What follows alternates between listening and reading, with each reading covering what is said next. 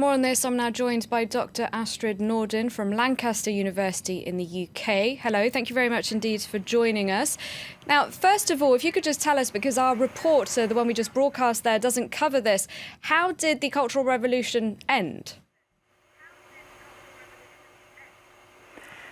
The Cultural Revolution ended basically with the death of Mao in 76, and researchers differ a little bit about when they think the ending really took place, because a lot of the effects of the revolution continued for many years after Mao's death as well.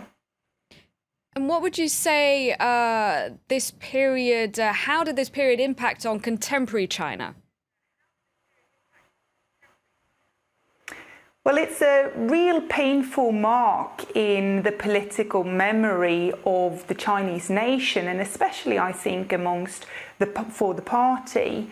So there are several people, as we heard in the report as well, who look back to the Cultural Revolution as an era where they could do things, where they had possibilities and potentials in their lives that no longer exist in today's reformed China. And at the same time, there are a lot of people who suffered, or whose families suffered or died from the violence that took place. And this is a very painful memory for many who think they lost their youth to the Cultural Revolution.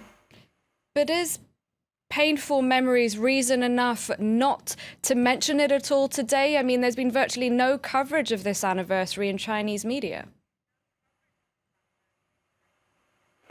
I don't think the reason why it's not covered in Chinese media is only the painfulness and pain of those memories, but particularly their role in legitimizing continued Communist Party rule.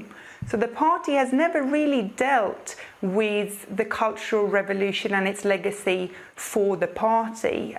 They have been very explicit that the Cultural Revolution was a mistake, and they've tried to blame it on Mao Zedong.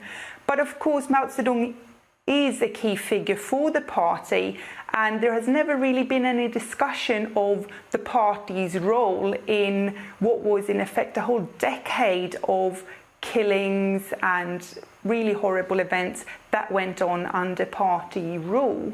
And the fear, I think, for the party is that if a discussion is allowed in China, that people will question the role of the party and not only of Mao himself. All right, well, thank you very much indeed for clearing that up for us. Dr. Astrid Nordin from Lancaster University.